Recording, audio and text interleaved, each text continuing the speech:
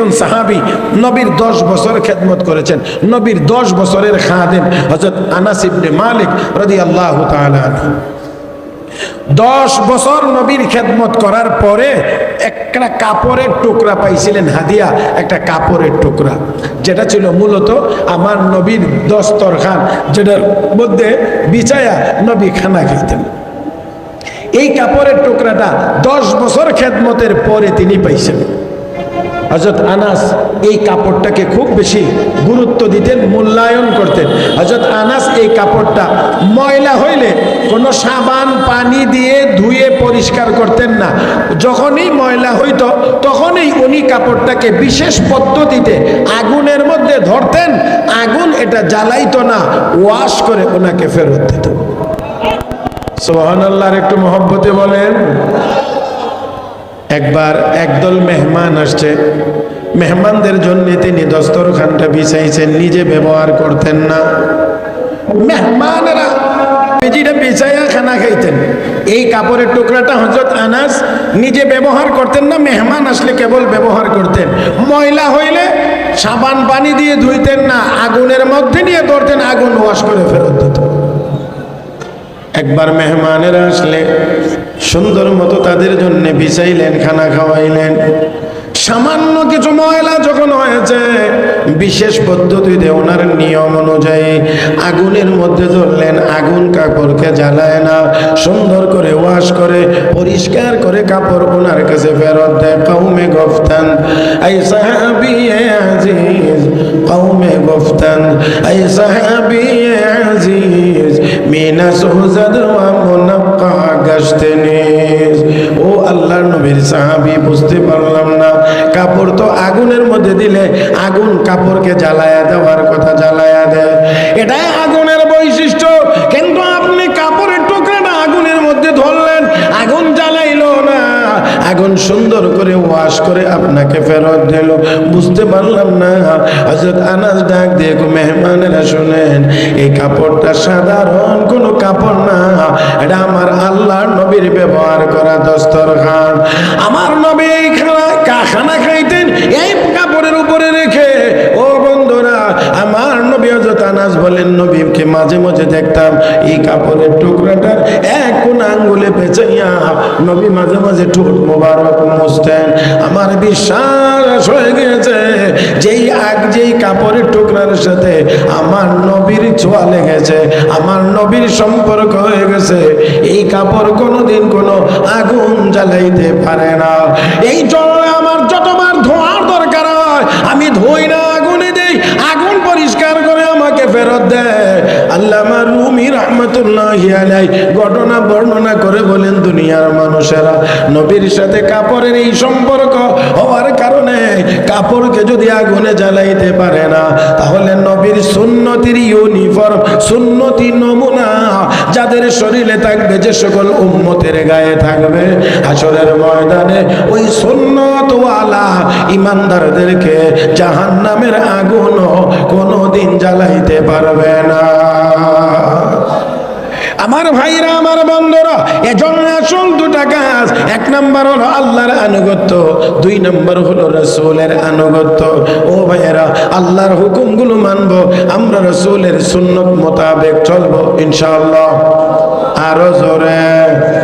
ও ভাইয়েরা, কিন্তু দেখেন বর্তমান দুনিয়াতে উম্মতের অভাব নাই, কিন্তু সুন্নতের উপরে আমল নাই। তার মানে উম্মত আছে, সুন্নত নাই। এই জন্য উম্মতের কোনো দাম, উম্মতের কোনো দাম নাই। আমার ভাইয়েরা, আমার বন্ধুরা, আল্লাহ বলেন নবীর অনুসরণ অনুকরণ করলে কে ভালোবাসবেন? কুল ইন কুনতুম তুহিব্বুনাল্লাহ ফাত্তাবিউনি ইউহিব্বুকুমুল্লাহ। নবীর অনুসরণ করলে ভালোবাসবেন কে? আল্লাহ। খেয়াল করে দেখেন তো, একটু মিলাইয়া দেখেন, আপনি যদি কোনো মানুষকে মহব্বত করেন, ভালোবাসেন, চাই সে আপনার বাবা হোক, আপনার ভাই হোক, বাবার প্রতি আপনার ভালোবাসা আছে, ভাইয়ের প্রতি আপনার ভালোবাসা আছে, আপনার বন্ধুকে আপনি ভালোবাসেন, আপনার বন্ধুর প্রতি আপনার ভালোবাসা আছে। এক কথায়, আপনি যাকে ভালোবাসেন এই লোকটার উপরে কেউ আঘাত করুক, কেউ হামলা করুক, এটাকে আপনি সহ্য করেন না করবেন?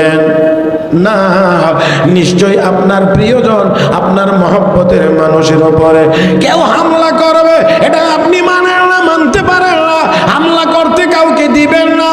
যদি হামলা করতে আসে প্রয়োজন হলে আপনি আপনার প্রিয়জনের পক্ষ হয়ে ওই হামলাকারীর দাঁত ভাঙ্গা জবাব দিবেন। আর একটু জোরে কর। তাহলে নবীর সুন্নতের উপরে আমল করলে আল্লাহ ভালোবাসবেন তাদেরকে, আর আল্লাহ যাদেরকে ভালোবাসবেন এমন ভালোবাসার ব্যক্তিদেরকে ইহুদি খ্রিস্টানরা মারবে, এটা আমার আল্লাহ কখনোই হইতে দিবেন না। আমার ভাইয়েরা, সেজন্য আসুন, দুনিয়ার জীবনে আমরা যদি সম্মানের সাথে থাকতে চাই, পরকালে যদি জান্নাতি জীবন অর্জন করতে চাই, চাইনি না চাই না? দুনিয়ার জীবনে যদি সম্মানের জীবন চাই, পরকালে যদি আমরা জান্নাত অর্জন করতে চাই, তাহলে আল্লাহর বিধান মানা লাগবে, আল্লাহর হুকুম মানা লাগবে। আজকে অধিকাংশ মুসলমান আমরা আল্লাহর হুকুম কোনটা এটা জানিও না।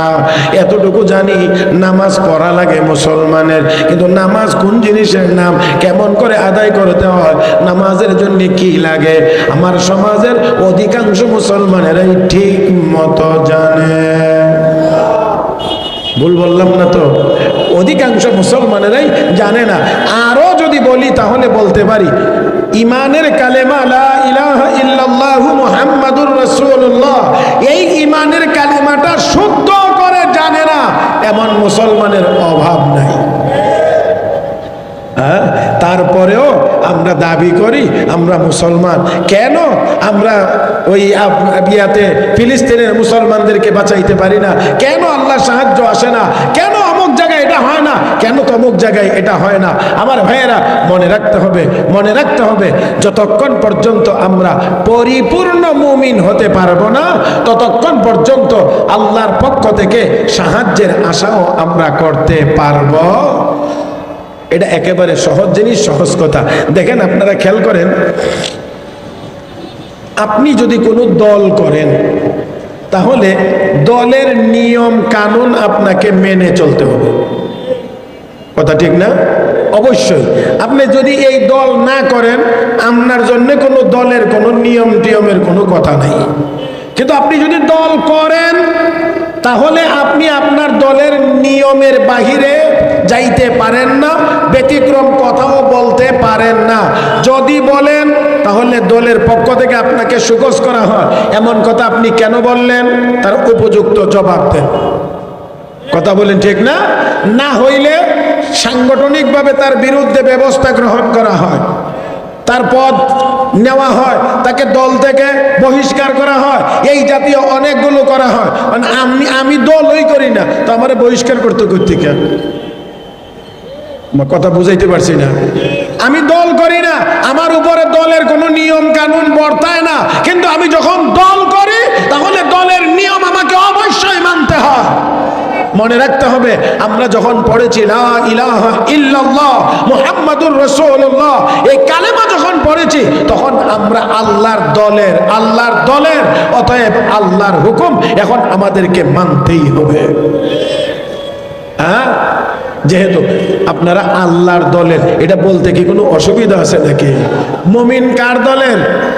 আল্লাহ। আমরা আল্লাহর দলের। আমার ভাইয়েরা, তো যেহেতু আমরা কালেমা পড়ে আল্লাহর দলে ভর্তি হয়েছি, তাহলে এই দলের নিয়ম কানুন আমাকে আপনাকে পুরোপুরি মানতে হবে। আর এই দলের নিয়ম কানুন যা আছে সব আছে কোরআনে, আছে হাদিসে। কথা কয় না? আছে কোরআনে, আছে হাদিসে। তাহলে কোরআনের সকল বিধান মানা, এটা হলো আমার দলীয় নির্দেশনা মানা। এই জন্যে আল্লাহ রাব্বুল আলামিন ইমানদার বলে ডাক দিয়ে ইমানদারদেরকে নির্দেশ দেন, এই কাম করো, ওই কাম করো, এটা করো, ওইটা করো। কারণ আমি যে দলের, এই জন্যে আল্লাহ আমারে কয় দলের লোকেরা এই কাম করতে হবে, এই নির্দেশনা, এই কাজ করতে হবে। আর যারা দলের না, এদের জন্যে এই কাজের কোনো কথা আসে না। আমার ভাইরা, তো আমাদেরকে আল্লাহ ইমানের দৌলত দান করেছেন, আমরা কালেমা মুসলমান। তাই আমাদের কিছু করণীয় আছে। করণীয় হলো আল্লাহর হুকুমগুলো মানো, নবীর তরিকা মোতাবেক চলো, তাহলেই আমরা দুনিয়াতেও সফল হতে পারবো, আখিরাতেও আমরা সফল হতে পারবো। তাই সাহাবী বলছিলেন, ইয়া রাসূলুল্লাহ, জান্নাতে গেলে কি আপনাকে দেখতে পারবো, আপনার সাথে কথা বলতে পারবো, আপনার সাথে সময় কাটাইতে পারবো? আল্লাহকে হাবিব জানায়া দেন, এই দুই গুণ যাদের মধ্যে থাকবে, আমার হুকুম মানার গুণ, নবী আপনার তরিকা মানার গুণ, এই দুই গুণ যাদের মধ্যে থাকবে, আমি আল্লাহ শুধু আপনি না, সব নবীগণ, সব সিদ্দিকগণ, সব শহীদগণ, সব আল্লাহর ওলিগণ, এই চার দলের সঙ্গী বানায়া আমি আল্লাহ তাদেরকে জান্নাত দান করব। তাহলে আমরা জান্নাতে গেলে নবীরও দেখা পাবো, আবু বকর সিদ্দিকেরও দেখা পাবো, হযরত হাসান হুসাইনেরও দেখা পাবো, চাইলে মুসা নবীকেও গিয়ে দেখতে পারবো, ওনার বাড়ি থেকে বেড়াইতেও পারবো। মাঝে মাঝে যদি মনে চায় যারে মুসা নবীর কথা কোরআনে কত পড়লাম, ওয়াজ মাহফিলে গিয়ে শুনলাম, মুসা নবীর লাঠির কথা শুনলাম, তো একটু মুসা নবীর সাথে গিয়ে দেখা করে আসি না, তো আর যাইতে কোনো অসুবিধা নাই, দেখাই দেব ওই যে বাড়িটা, এই বাড়িটা মুসা নবীর বাড়ি। আপনি মুসা নবীর বাড়ির দরজায় গিয়ে কলিং বেল নক করবেন, কে? তখন বলবেন আমি আখিরি নবীর উম্মত আব্দুর রহমান। কথার কথা আর কি বলছি, বুঝবার লাগে, আমি দরজা খুলে দেওয়া হবে আমার ভাইয়েরা। তার কারণ ওইখানে আবার আরেকটা বিষয় হলো, এখানে নিরাপত্তাহীনতার কোনো সুযোগ, সব নিরাপদ, সব নিরাপদ, সব নিরাপদ, কোনো গন্ডগোল সেখানে, কোনো মারামারি, কোনো ঝগড়াঝাটি নাই আমার ভাইয়েরা, কোনো নির্বাচন, কাজে কোনো ধাক্কাধাক্কি হবে না। এই জন্যে মুসা নবীর বাড়িতেও গিয়ে চাইলে বেড়াইতে পারবেন ভাইয়েরা। তাহলে এমন একটা সুন্দর জীবন আমরা সবাই চাই, যাতে করে হাসরের দিন কিয়ামতের ময়দানে জান্নাতি জীবনে নবীদের সাথেও যেন আমাদের সাক্ষাৎ হয়। এজন্যে আল্লাহর বিধান মানতে হবে, নবীর সুন্নত মোতাবেক চলতে হবে। আল্লাহ আমাদের সবাইকে তৌফিক দান করুন, সবাই বলি আমিন। সুবহানাকাল্লাহুম্মা বিহামদিক আশহাদু আল্লা ইলাহা ইল্লা আনতা আস্তাগফিরুকা ওয়া আতুবু ইলাইক।